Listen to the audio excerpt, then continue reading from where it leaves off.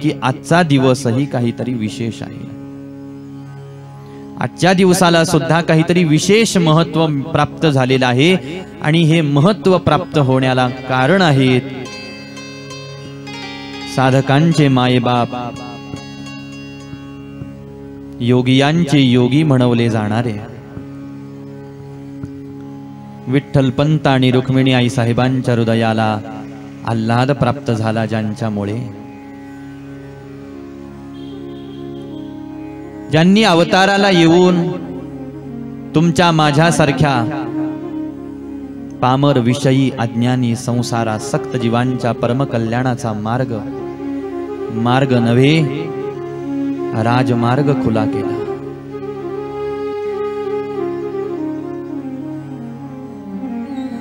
भगवंताचे अत्यंत प्रिय असणारे,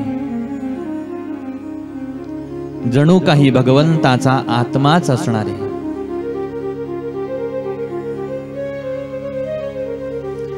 ब्रह्मसाम्राज्य दीपिका ज्यांनी तुमच्या माझ्या परम कल्याणासाठी निर्माण करून ठेवली आणि ज्ञानाचा एक विशाल अशा प्रकारचा दीपस्तंभ तुमच्या माझ्यासाठी ज्यांनी उभारला, अत्यंत ममता, अत्यंत करुणा, अत्यंत मवाळ हृदय ज्यांचं आहे, सार्या साधकांची, सार्या भक्ती करणाऱ्या भक्तांची, परमार्थ साधना करणाऱ्या साधकांची जी माऊली वर्णन केलेली आहे, निवृत्तीनाथांचे निज दास निज सेवक असणारे भगवान पांडुरंग परमात्म्याचा प्राण सखा ज्यांना म्हणवलेला आहे असे असणारे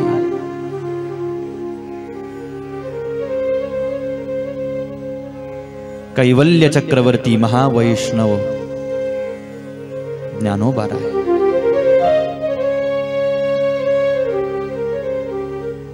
असं काय झालं या दिवशी की आज ज्ञानोबारायांचं स्मरण करावं लागतं आहे?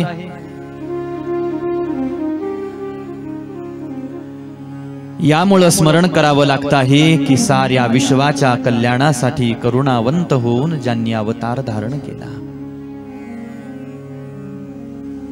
अज्ञानामध्ये बुडत चाललेल्या समाजाला ज्ञानाचा भक्तीचा मार्ग दाखवण्यासाठी जे प्रगट झाले,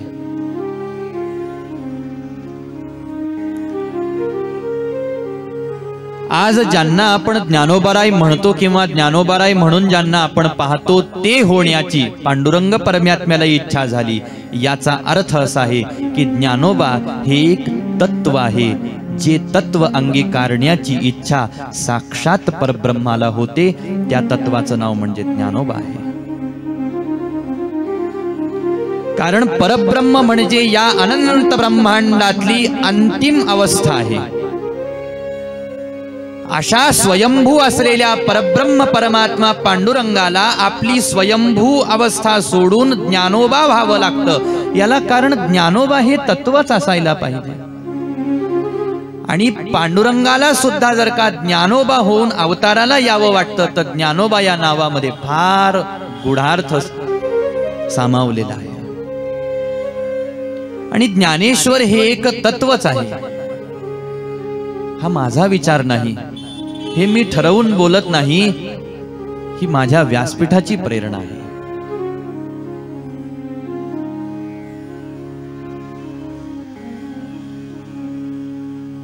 आणि असं तत्व भगवंताला सुद्धा अंगीकारावं वाटलं आणि स्वतःच जणू काही भगवंत अवताराला आले। अवतार पांडुरंग नाम ठेविले ज्ञानी। का अवतार घ्यावा लागला किंवा का भगवंतानी हा अवतार घेतला किंवा का ज्ञानोबाराय अवताराला आले? तुमच्या माझ्या परम कल्याणासाठी। आपल्याला ज्ञानाचं भक्तीचं दान करण्यासाठी अवताराला आले।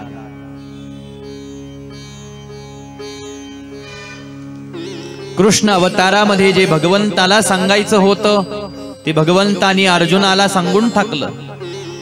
ज्या भाषेमध्ये अर्जुनाला कळालं त्या भाषेमध्ये अर्जुनजी महाराजांना भगवंतांनी सांगितलं. पण कली कालावधीमध्ये जन्माला आलेल्या तुमच्या माझ्यासारख्या माणसांचा विचार जणू काही भगवंतांनी केला. अर्जुनासाठी तर मी अर्जुनाच्या भाषेमध्ये बोलून झालो.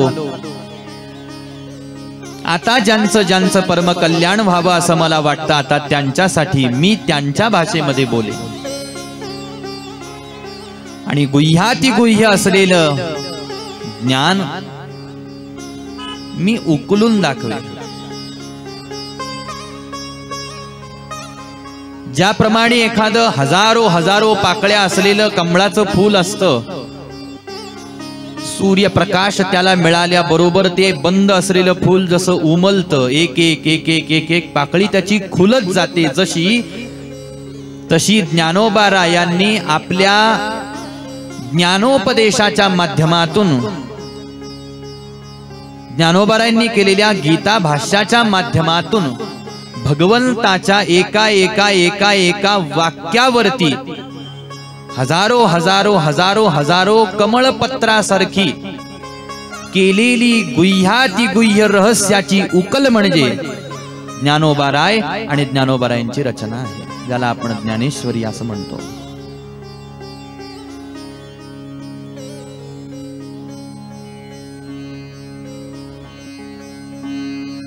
आपे गावचे विठ्ठलपंत कुलकर्णी तीर्थयात्रेसाठी निघाले.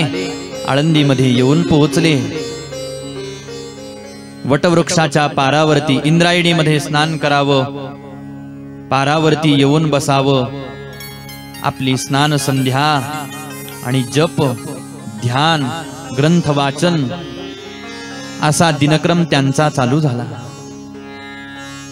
सिद्धेश्वराच्या पारावरती विराजमान होऊन आपला नित्य कर्म, नित्य अनुष्ठान आणि भगवत चिंतनामध्ये काळ घालवत असलेले वैराग्य जन्मतःच ज्यांना प्राप्त झालेला आहे असे असणारे विठ्ठलपंत, ब्रह्मचर्याचं तीव्र तेज ज्यांच्या मुखमंडलावरती झळकत होतं, अशा तपस्व्याला,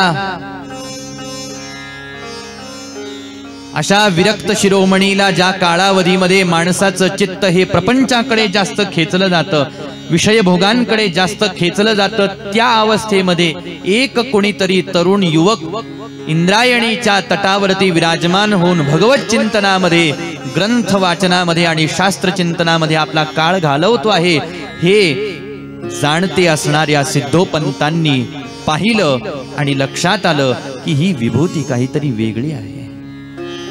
या आळंदीमध्ये अनेक प्रवासी येताना मी पाहतो आहे. गेली कित्येक वर्ष माझं सारं आयुष्य या आळंदीमध्ये गेलं, पण आजपर्यंत असा तेजस्वी पुरुष मी कधी पाहिला नाही.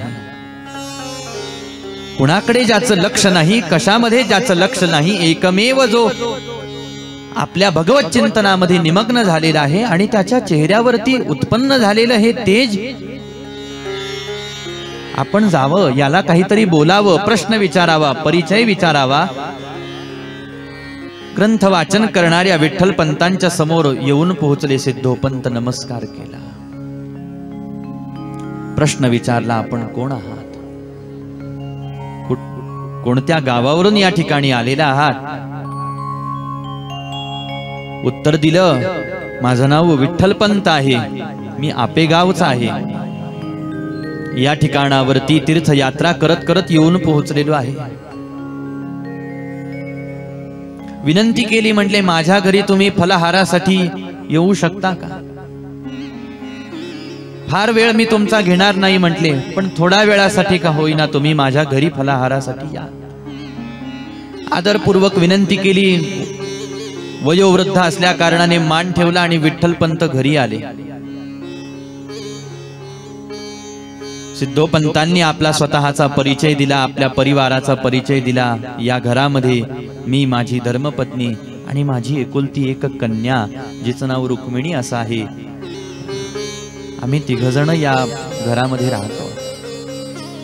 फलाहार वगैरे घेऊन झाला आणि विठ्ठलपंतांना निरोप दिला. पण विठ्ठलपंतांना पाहिल्यापासून सिद्धोपंतांच्या मनामध्ये एकच संकल्प उदयाला आला की या या महात्म्याच्या पदरामध्ये मी माझ्या कन्येला टाकावं. पण म्हणणार कसं? माझ्या कन्येशी तुम्ही विवाह करताल का असं म्हणायला जावं, पण यांची विवाह करण्याची तयारी आहे की नाही हेच मला माहित नाही. आणि हे माझ्या कन्येशी विवाह करतील की नाही. पण आपला मानस आपण बोलून दाखवावा. पण विठ्ठल पंतांनी सांगितलं, मला गृहस्थाश्रमामध्ये प्रवेश करायची इच्छा नाही, मला विवाहच करायचा नाही.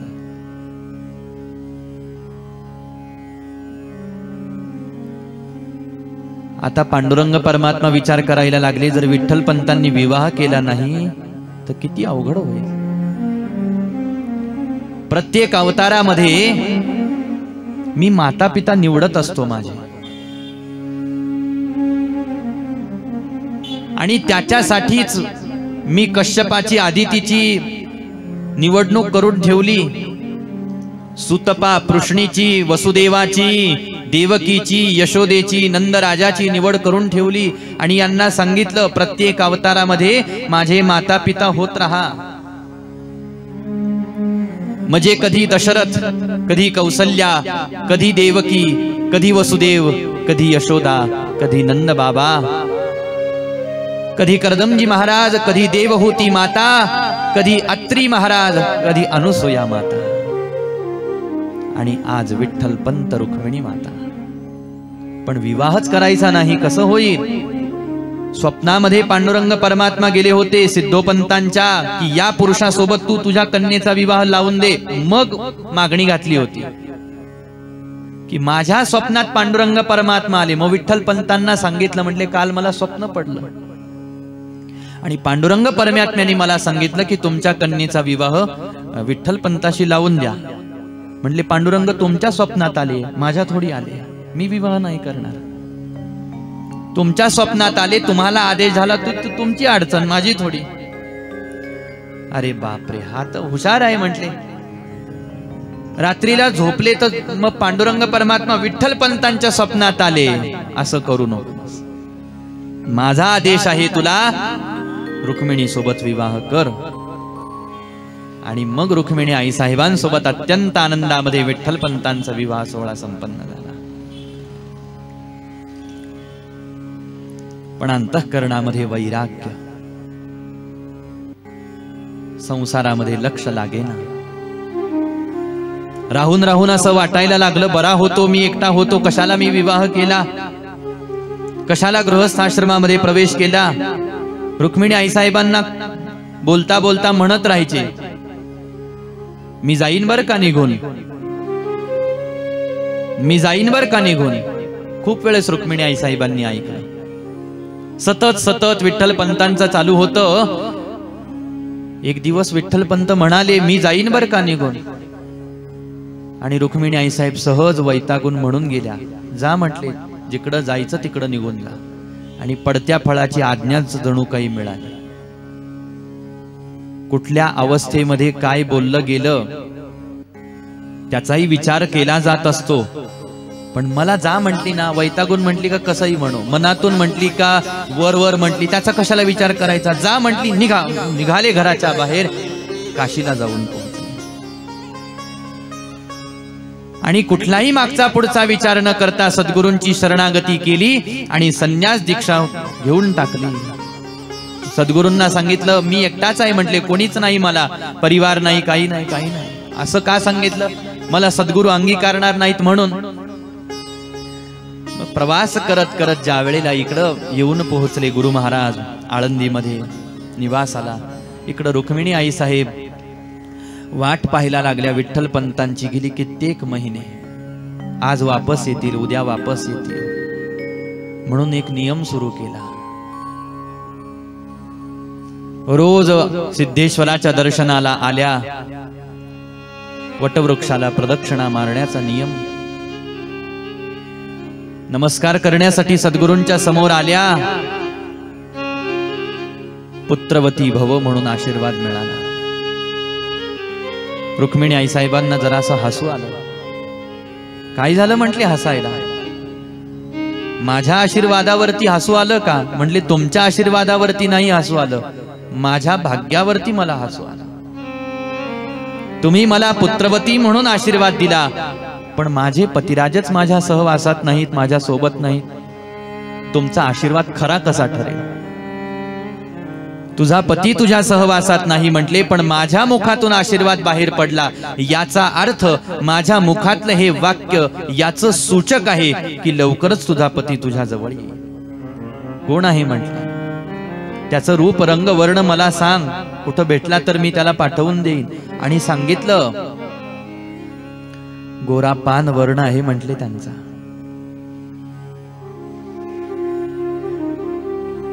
देहयष्टी उत्तम आहे, दाढी जटा वाढलेल्या आहेत. काही विशेष गुण आहे का म्हटले? हो.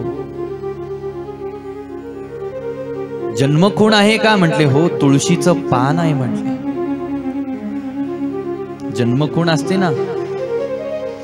आणि मग हे वर्णन ऐकत होते त्यावेळेला आपल्या सहवासात संन्यास दीक्षा घ्यायला आलेला विठ्ठलपंत सद्गुरूंच्या डोळ्यासमोर दिसायला लागला. हा तोच आहे म्हटले ज्याचं वर्णन रुक्मिणी करते आहे. घाईघाईनं निघून आले आणि वापस गृहस्थाश्रमामध्ये आळंदीला जाण्याची आज्ञा केली. मंत्रमूलम गुरोर्वाक्यम, या सद्गुरूंच्या वचनावरती अत्यंत प्रगाढ निष्ठा असणारे विठ्ठलपंत आणि आपल्या वडिलांची आपल्या सद्गुरूंच्या वचनावरती किती विश्वास होती याचा प्रत्यक्ष अनुभव ज्ञानोबारायांनी आपल्या बालपणापासूनच घेतला. म्हणूनच कदाचित गुरुभक्ती ही ज्ञानोबारायांच्या अंतःकरणामध्ये जन्मतःच रुजलेली असावी, की ज्ञानोबारायांना आपल्या आयुष्यामध्ये आपले सद्गुरू निवृत्तीनाथांचं एवढं वेड लागलं महाराज, तर आपल्याला लक्षात येईल की हे वेड काही एकट्या ज्ञानोबारायांचं नाही, हे तर विठ्ठलपंताकडून आलेलं आहे. माझे सद्गुरू मला म्हटलेत ना, मला माहित आहे याला शास्त्र मान्यता नाही, ग्रंथ मान्यता नाही, परंपरेची मान्यता नाही, याला समाज मान्यता नाही, पण मंत्रमूलम गुरोर्वाक्यम या गुरुवचनावरती असलेल्या आपल्या निष्ठेचा विनियोग केला. येऊन पोहोचले. आणि मग आता आनंद झाला भगवंताला सुद्धा. भगवान सांब सदाशिवाचे अवतार निवृत्तीनाथ प्रगट झाले. या चौघा भावंडांच्या जन्म कालावधीमध्ये 2-2 वर्षांचं अंतरवर्णन केलेलं आहे. सगळ्यात पहिल्यांदा भगवान शिव निवृत्तीनाथांनी अवताराला आले आणि मग स्वतः भगवंतानी नारायणांनी पांडुरंग परमात्म्याने अवतार घेण्याचा विचार केला. आणि मग ज्ञानोबाराय अवताराला आले, मग सोपान काका आणि मग छोट्याशा मुक्ताबाई. ज्या वेळेला या लेकरांचा जन्म झाला, जरासा चरित्राचा विचार केला तर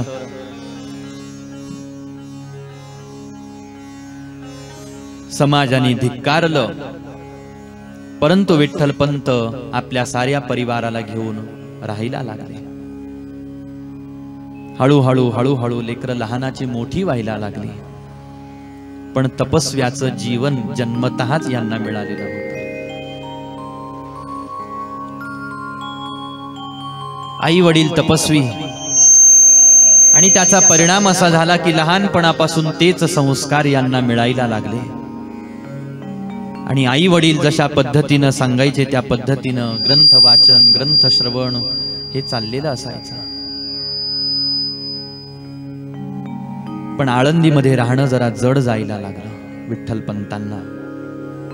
कारण संन्यासाची पोरं म्हणून कोणी परिवाराचा अंगीकार करायला तयार नाही.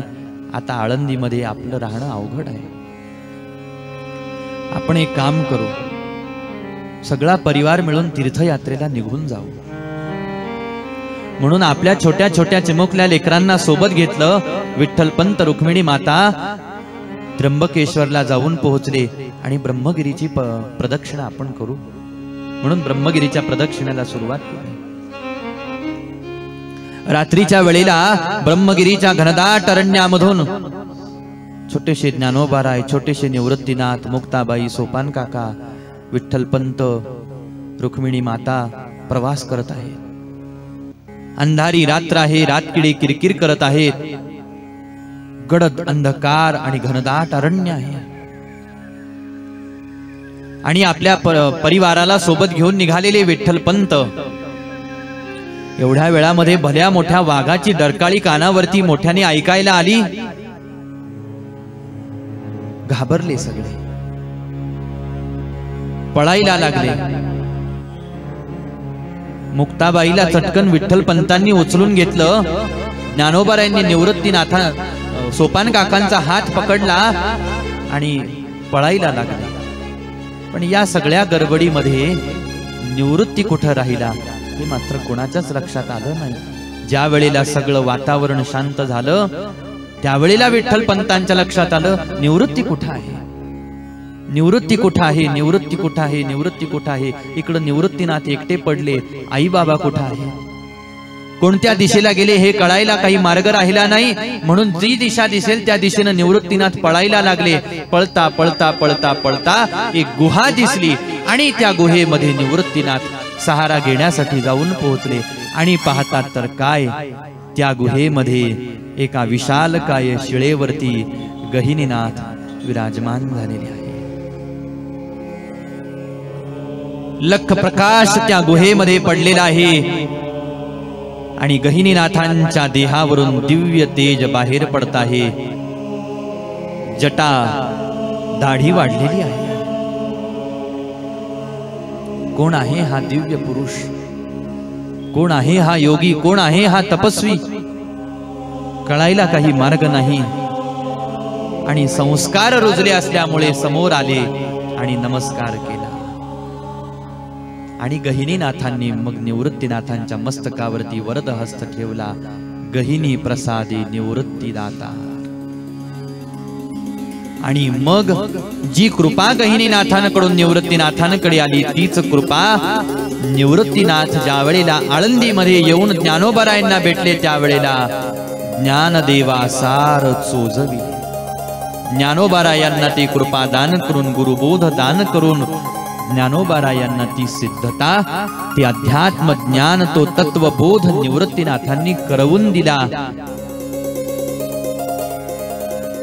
आणि आनंदामध्ये राहायला लागले। मग प्रवास झाला, काशीमध्ये आले, शुद्धीपत्र प्राप्त झालं। मग तिथून पुढे प्रवास करत नेवासा येथे जाऊन पोहोचले आणि ज्या कार्यासाठी आपण अवताराला आलेलो आहे या अवतार कार्यातल्या सर्वश्रेष्ठ घटना ज्याला ज्ञानेश्वरी वर्णन किंवा निर्माण असं म्हणतात।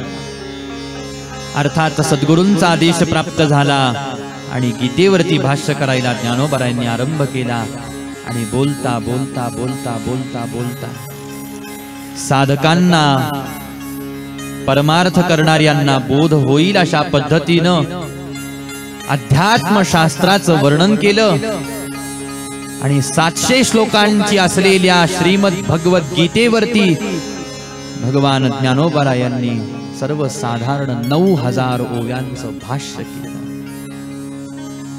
शके 1212 तै टीका केली ज्ञानेश्वरे। सच्चिदानंद बाबा आदरे लेखको जाहला। आणि आपली ती कृती पाहून आपल्या सद्गुरूंना समाधान झालं। बस हेच समाधान अंतःकरणामध्ये ठेवलं आणि 16 वर्षाची असलेले ज्ञानोबाराय निवृत्तीनाथांना म्हणतात, गुरु महाराज मी तुमची सेवा पूर्ण केली, आता मला समाधीसाठी परवानगी द्या। पण निवृत्तीनाथांनी समाधीसाठी परवानगी दिली नाही। माझ्यासाठी तू अजून थोडा वेळ, थोडे दिवस, काही वर्ष थांब या ठिकाणावरती। आणि सद्गुरूंसाठी ज्ञानोबाराय थांबले।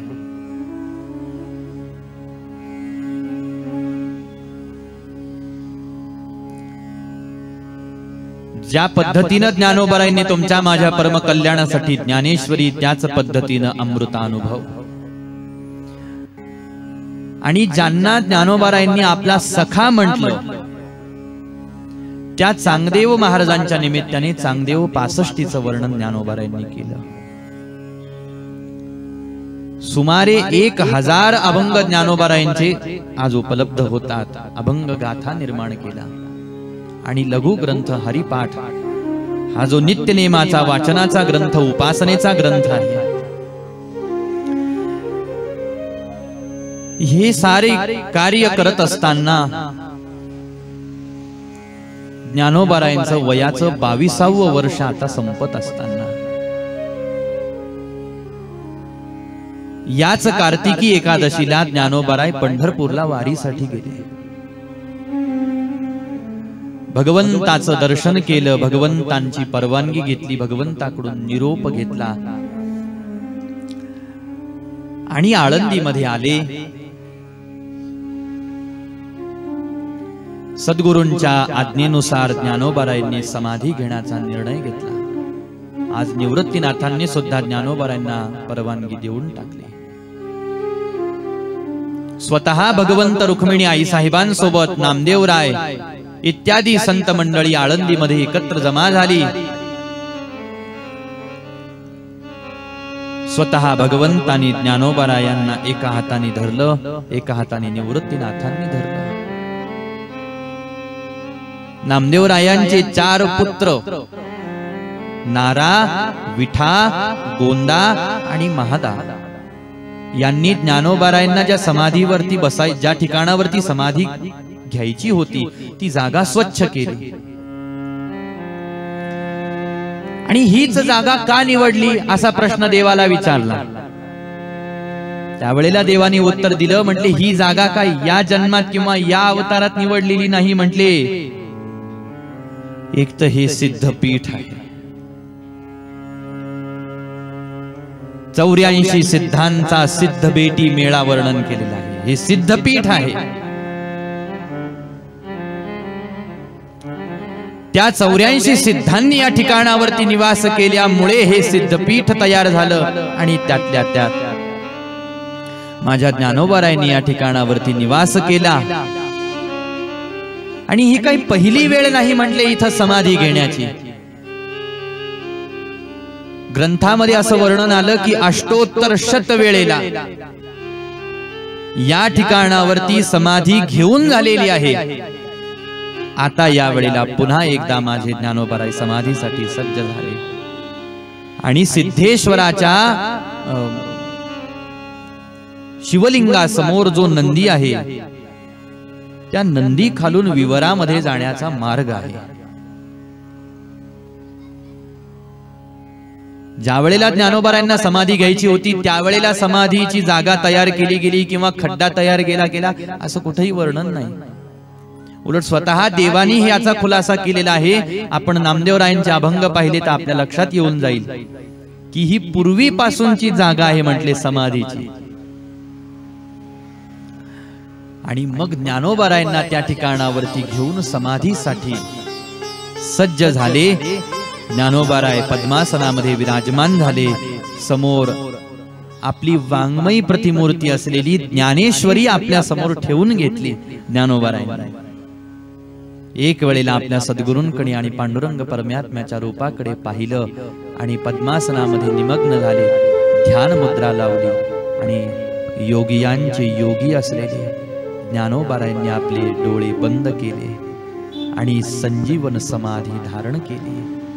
विवराच्या बाहेर निवृत्तीनाथ पांडुरंग परमात्मा आले आणि विवराचं दार बंद करून घेतलं। ज्या वेळेला ज्ञानोबारायांनी समाधी घेतली ही वार्ता त्या ठिकाणी उपस्थित असलेल्या मंडळींच्या कानी पडली। सारी जण मंडळी निश्चेष्ट झाली। सोपान काकांना मुक्ताबाईला तर आपला देह सावरणं अवघड झालं। धरणीवरती लोळायला लागले महाराज माणसं। पण भगवंताने ज्ञानोबारायांनी पुष्पमाला निवृत्तीनाथांनी पुष्पमाला अर्पण करून फुलं त्या ठिकाणावरती वाहिली, समाधीचं पूजन केलं। आणि ज्या दिवशी आळंदीमध्ये इंद्रायणीच्या तीरावरती हा सारा सोहळा संपन्न झाला तोच आजचा दिवस, म्हणून आजच्या दिवसाला महत्व प्राप्त झालेलं आहे. नामा म्हणे आता लोपला दिनकर, नामा म्हणे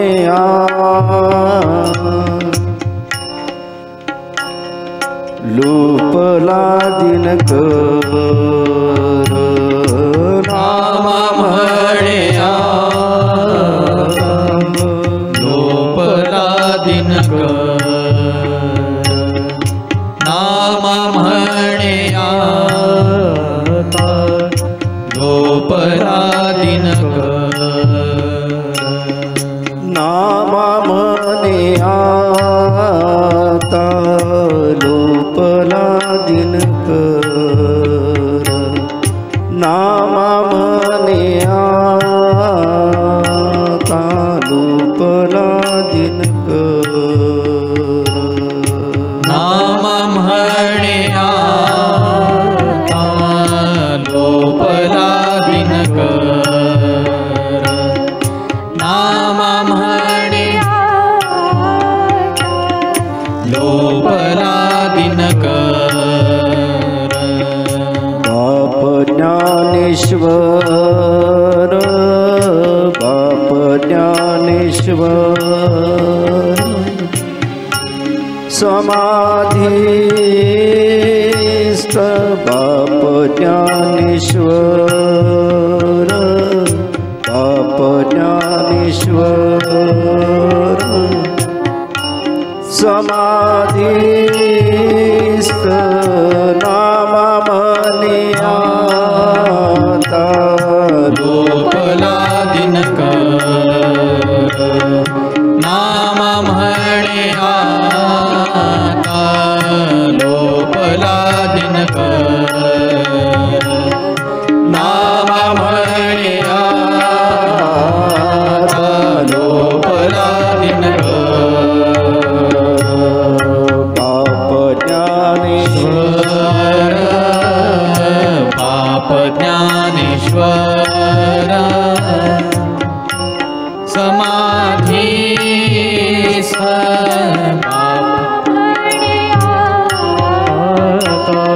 लोपला दिनकर, नामा म्हणे आता लोपला दिनकर, नामा म्हणे आता लोपला दिनकर.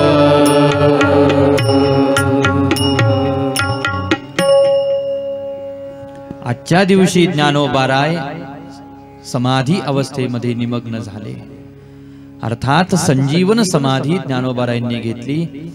हा संजीवन समाधी सोहळ्याचा आजचा दिवस आणि म्हणून या दिवसाला महत्व मिळालं. आणि आपण भाग्यवान आहोत की या परम पवित्र मुहूर्तावरती आपल्या श्रवणामध्ये श्रीमद भागवत कथा येते आहे, म्हणून दिवसाला महत्व असतं. मग कोणी म्हणेल महापुरुष ज्या दिवशी जातात किंवा त्यांचा देह पडतो त्याही दिवशी सोहळा होतो का? म्हटले होतो. महापुरुषाच्या जन्माचा सुद्धा सोहळा होत असतो आणि महापुरुषांच्या जाण्याचा सुद्धा सोहळा होत असतो. कारण काय? कारण एकच आहे, ते महापुरुष आहेत म्हणून.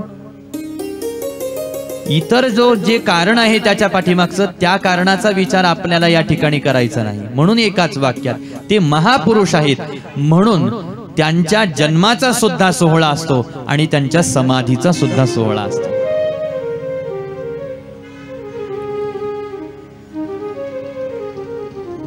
भाग्यवान आहोत आपण की आपल्याला ज्ञानोबारायांचं दर्शन प्राप्त होतं. ज्ञानोबारायांचं वाङ्मय आपल्याला वाचायला ऐकायला भेटतं. आणि त्यांनी अवताराला येऊन निर्माण केलेल्या राजमार्गाचाच अंगीकार अर्थात भागवत धर्माचेच पायीक होऊन तुमची माझी वाटचाल चाललेली आहे, हे तुमचं माझं अत्यंत परम भाग्य या ठिकाणावरती आहे. म्हणून आजच्या दिवसाला फार महत्व आहे. संजीवन समाधी सोहळा ज्ञानोबारायांचा चाललेला आहे. म्हणून जरासं निमित्ताचा विचार करून, पर्वकालाचा विचार करून, शिष्टाचार आणि शिष्ट परंपरेला अनुसरून आपण ज्ञानोबारायांचं स्मरण या ठिकाणावरती केलं. जरासं नामसंकीर्तन ज्ञानोबारायांचं आपण या ठिकाणावरती सारेजण मिळून अत्यंत प्रेमाने आनंदाने करू, भजन करू आणि ज्ञानोबारायांचं स्मरण या ठिकाणावरती करू. कृपाळुदार माझा ज्ञानेश्वर, कृपाळुदार माझा ज्ञानेश्वर, कृपाळुदार माझा ज्ञानेश्वर, कृपाळुदार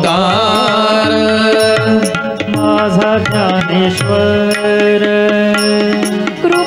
कृपाळुदार माझा ज्ञानेश्वर, कृपाळुदार माझा ज्ञानेश्वर, कृपाळुदार माझा ज्ञानेश्वर, कृपाळुदार माझा ज्ञानेश्वर. तया नमस्कार वारंवार, तया नमस्कार वारंवार. न पाह्याती कुळाचा विचार, न पाह्याती कुळाचा विचार, न पाह्याती कुळाचा विचार. तया नमस्कार वारंवार, तया नमस्कार वारंवार. न पाह्याती कुळाचा विचार, न पाह्याती कुळाचा विचार, न पाह्याती कुळाचा विचार. भक्त करुणाकर ज्ञानाबाई, भक्त करुणाकर ज्ञानाबाई. न पाह्याती कुळाचा विचार, न पाह्याती कुळाचा विचार, न पाह्याती कुळाचा विचार. भरतीया भावे शरण जाता भेटी, भरतीया भावे शरण जाता भेटी, भरतीया भावे शरण जाता भेटी, भरतीया भावे शरण जाता भेटी. पाडितसे टूटी जन्म व्याधी, पाडितसे टूटी जन्म व्याधी. न पाह्याती कुळाचा विचार, न पाह्याती कुळाचा विचार, न पाह्याती कुळाचा विचार. ज्ञानाबाई माझी अनाथाची माय, ज्ञानाबाई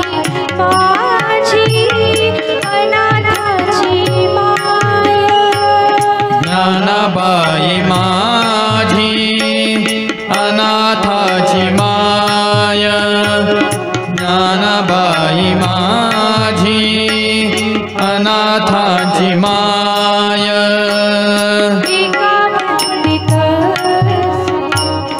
एका जनार्दनी वंदितसे एका जनार्दनी वंदितसे न पाहयाती कुळाचा विचार न पाहयाती कुळाचा विचार न पाहयाती कुळाचा विचार